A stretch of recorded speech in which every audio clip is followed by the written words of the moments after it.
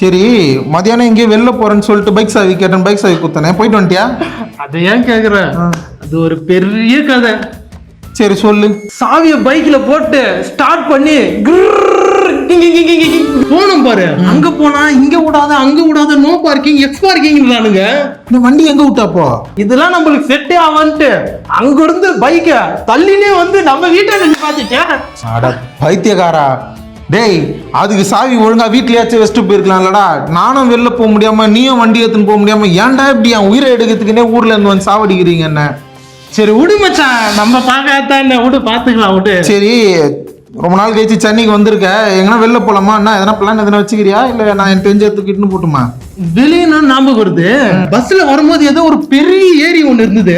எந்த சைடு பாத்து நீ அந்த ஏரியா? இந்த சைடு நம்ம சோத்தாங்கை பக்கம் வரும்போது பஸ்ல இருந்து. சுவாத்தாங்க எதனா போர்டு கீடு எதனா பாத்தியா? எந்த பஸ் ரூட்ல போன நீ?